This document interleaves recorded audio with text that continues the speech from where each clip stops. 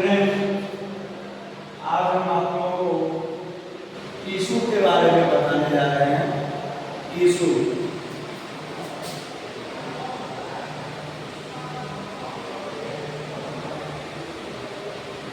Tissue tissue मतलब tissue का meaning होता है, टिश्यू का हिंदी मीनिंग होता है उत्तर। उत्तर क्या है? तो सबसे पहले हम इसको देखें कि टिश्यू किस ब्रांच में स्टडी किया जाता है। टिश्यू की स्टडी साइंस के किस ब्रांच में होती है? तो study of tissue known as histology. Tissue का जिस साइंस के ब्रांच में स्टडी होती है उसका नाम है हिस्टोलॉजी। उस साइंस का नाम है histology and histology is branch of biology.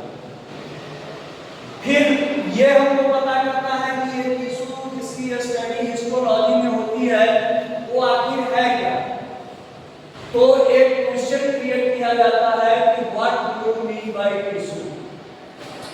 ये टिश्यू है क्या, टिश्यू का मतलब क्या है, तात्पर्य क्या है, किसको कहेंगे टिश्यू। इसी प्रश्न में, इसी क्वेश्चन में आपके सारे चैप्टर का जवाब है। इसी क्वेश्चन के जवाब में सारा चैप्टर है हिस्टोलॉजी का यानी साइंस ऑफ टिश्यू का।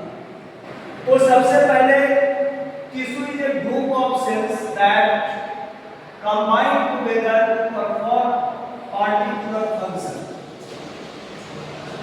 टिश्यू सेल्स का कंबाइंड फॉर्म है, यानी सेल्स आप लोग पढ़े हैं, सेल्स का कंबाइंड फॉर्म टिश्यू कहलाता है।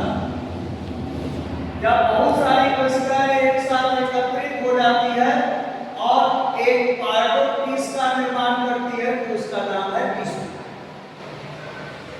इसको हम टिश्यू कह सकते हैं क्योंकि ये सेल्स का समूह है, कोशिकाओं का समूह है, सेल्स का ग्रुप है और ये सिस्टमैटिकली अरेंज्ड है।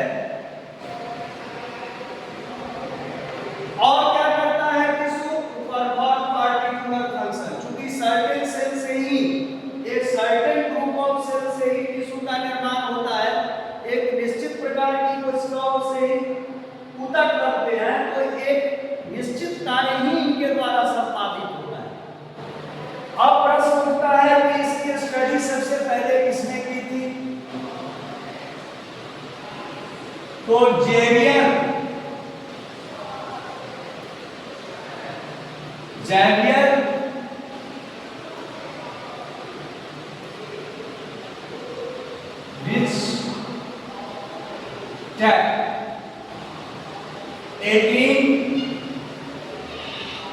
1801 यहीं से शुरुआत होती है टिश्यू।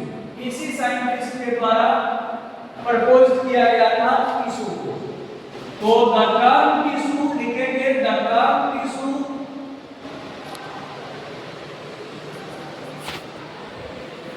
proposed by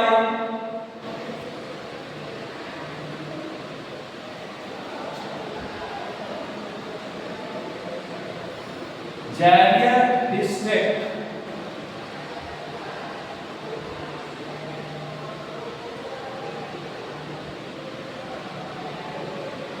in 1801। ये बहुत इंपॉर्टेंट ईयर है, इस पर इनको नोबेल प्राइज भी मिला था। इन्होंने टिश्यू की शुरुआत की थी, टिश्यू के स्टडी की शुरुआत की थी और बताया था कि जब एक निश्चित प्रकार के सेल्स एक साथ कंबाइंड होते हैं तो टिश्यू का निर्माण होता है। यानी टिश्यू प्राइमरी यूनिट नहीं है। जैसे आप लोग सेल में पढ़े होंगे कि all living body made by cell, all living body made by cell and all cells made by protoplasm. तो उसी प्रकार से all cells recognised to perform a tissue. सभी कोशिकाएं या सभी प्रकार की कोशिकाएं जब एक साथ एकत्रित होती है पार्टिकुलर एक्शन को दिखा करके तब एक टिश्यू का निर्माण होता है। एक डायग्राम से समझें इसको।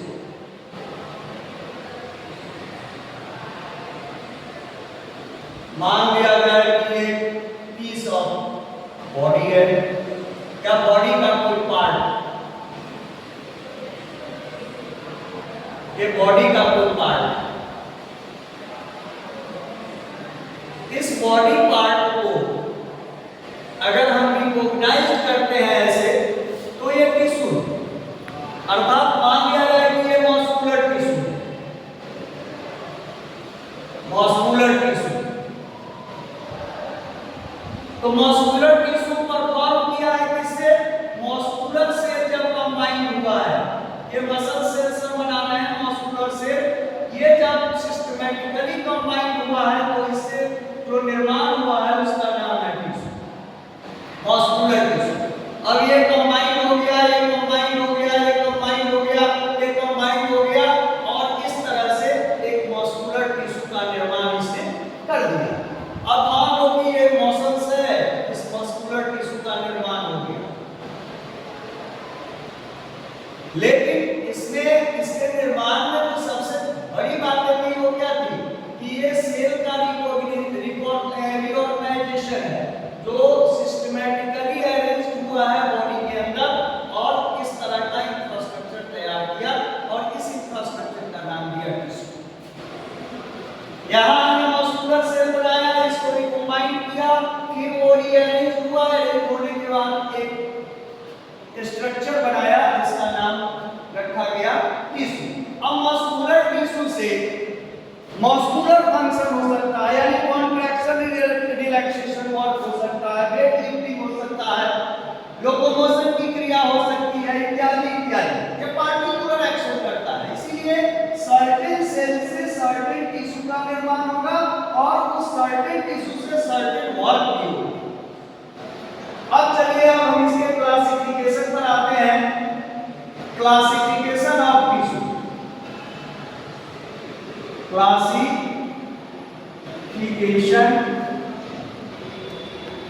Of tissue.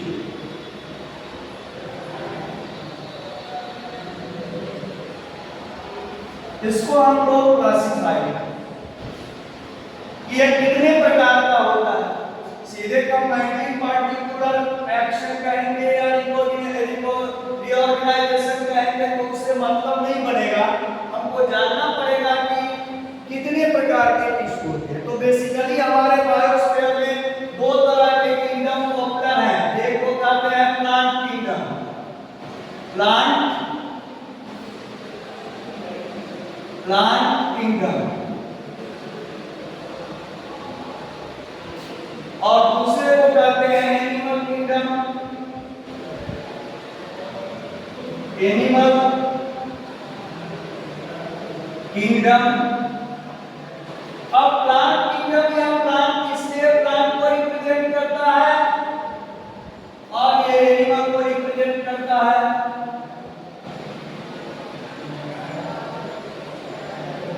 प्लांट की बॉडी प्लांट सेल से मिलकर के बनती है, एनिमल की बॉडी एनिमल के सेल से बनकर मिलती है।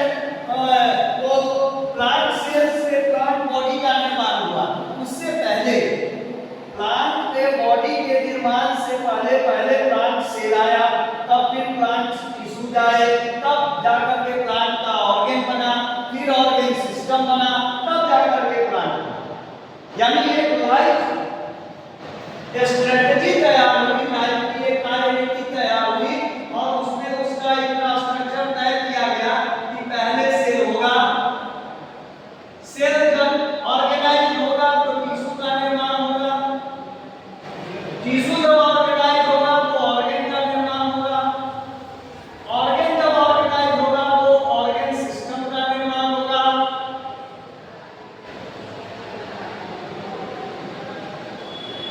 ऑर्गन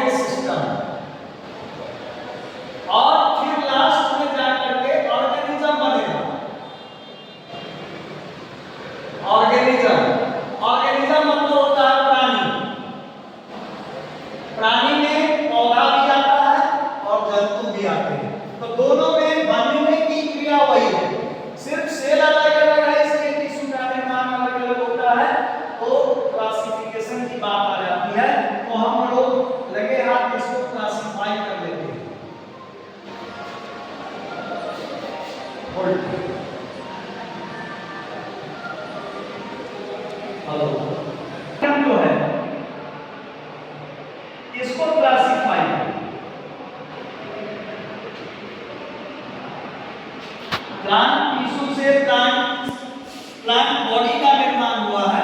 प्लांट टिश्यू किसको बनाया? प्लांट बॉडी को, और फिर प्लांट बहुत सारे प्लांट्स मिलकर के प्लांट किंगडम का निर्माण किया। तो इस प्लांट टिश्यू का हम लोग क्लासिफिकेशन करेंगे, और यहां पर हम लोग क्लासिफिकेशन करेंगे प्लांट टिश्यू का।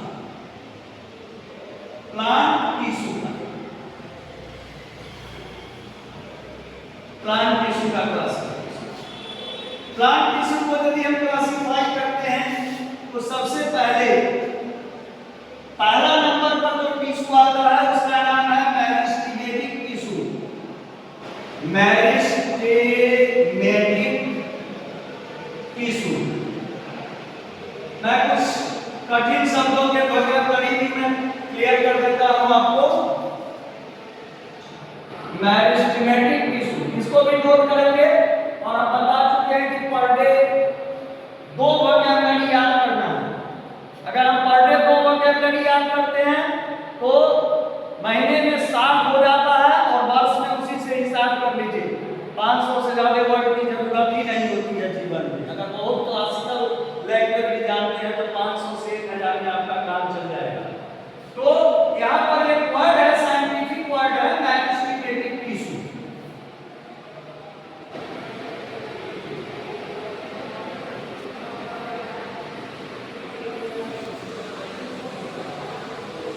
इसको कहते हैं हिंदी में विभाज्योतक ऊतक। विभाज्योतक ऊतक। देखिए कितना क्लियर लिखा हुआ है, विभाज्योतक ऊतक।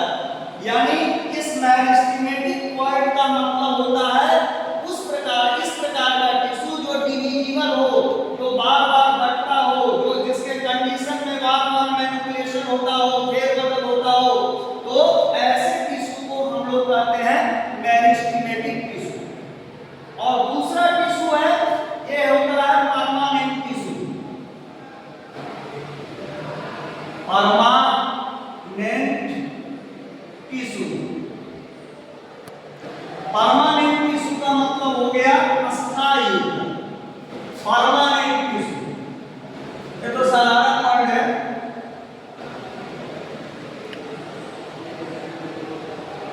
परमानेंट टिश्यू, अस्थायी।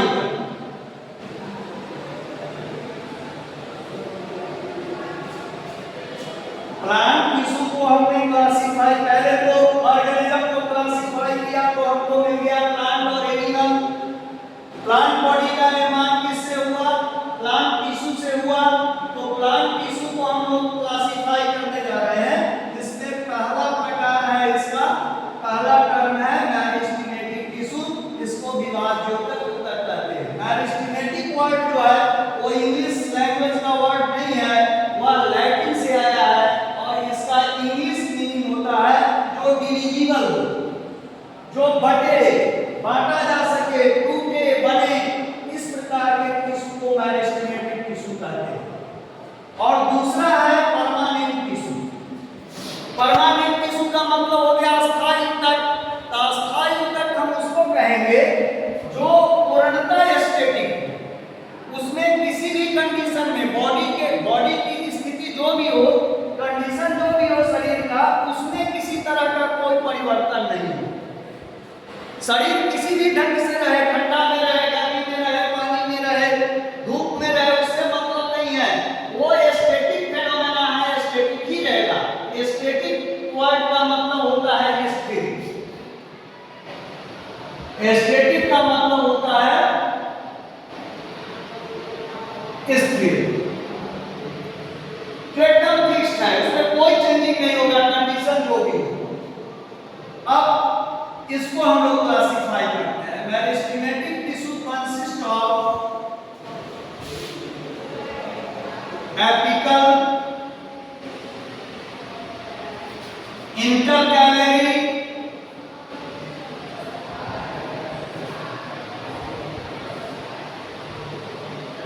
and lateral।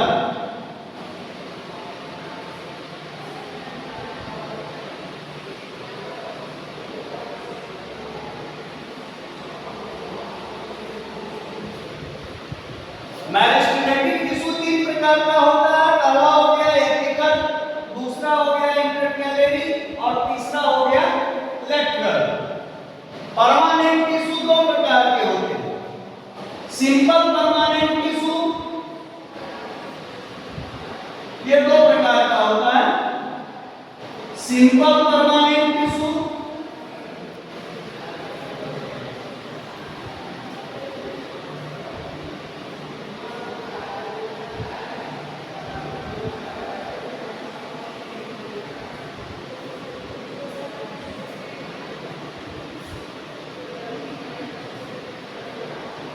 और कॉम्प्लेक्स परमानेंट टिश्यू।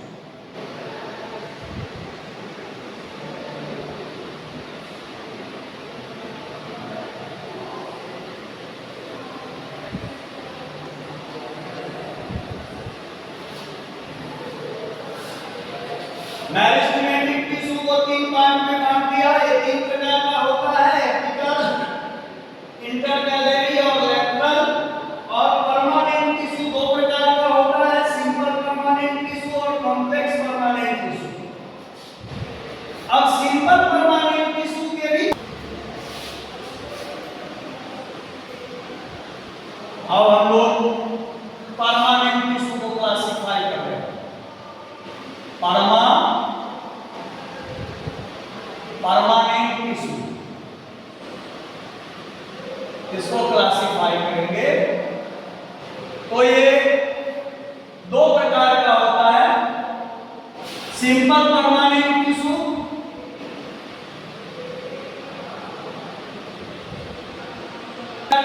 टिश्यू हमको मिले एपिकल, इंटरकैलरी और लेटरल। उसी तरह से परमानेंट प्लांट टिश्यू को हमने क्लासिफाई किया तो इसके दो टाइप्स मिले, सिंपल परमानेंट टिश्यू और कॉम्प्लेक्स परमानेंट टिश्यू।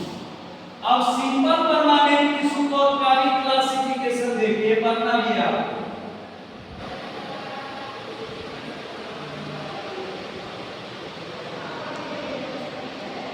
एक होता है पैरेन्काइमा। पैरेन्काइमा पहला classification permanent simple permanent tissue का हो गया पैरेन्काइमा। इसको हिंदी में मृदुतक कहते हैं। दूसरा है पॉलेनकाइमा। तो अगर हम देखते हैं तो टिश्यू को क्लासिफाई किया तो दो तरह के टिश्यू मिले, प्लांट टिश्यू और एनिमल टिश्यू। प्लांट टिश्यू का ही हम क्लासिफिकेशन आज आप लोगों को पढ़ा रहे हैं। प्लांट टिश्यू को जब क्लासिफाई किया तो दो तरह के कंडीशंस आए, मेरिस्टेमेटिक टिश्यू और परमानेंट टिश्यू। पहला हो गया ये मेरिस्टेमेटिक टिश्यू, दूसरा हो गया परमानेंट टिश्यू। मेरिस्टेमेटिक टिश्यू को क्लासिफाई किया तो इसमें तीन कंडीशंस आए, तीन तरह के मेरिस्टेमेटिक टिश्यू देखने को मिला। पहला मिला एपिकल, दूसरा मिला इंटरकैलरी, तीसरा मिला लेटरल। उसी तरह से सिंपल परमानेंट टिश्यू को हमने क्लासिफाई किया, क्या कहते हैं, तो इसके भी हमको तीन मिले, पैरेन्काइमा, पॉलेनकाइमा और स्क्लेरेन्काइमा। परमानेंट टिश्यू दो प्रकार का हो गया, सिंपल परमानेंट टिश्यू और कॉम्प्लेक्स परमानेंट टिश्यू। ये सिंपल परमानेंट टिश्यू के तीन प्रकार हो गए, पैरेन्काइमा, पॉलेनकाइमा, स्क्लेरेन्काइमा।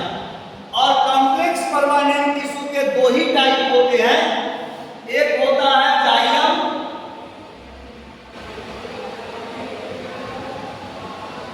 जाइलम, और दूसरा होता है फ्लोएम।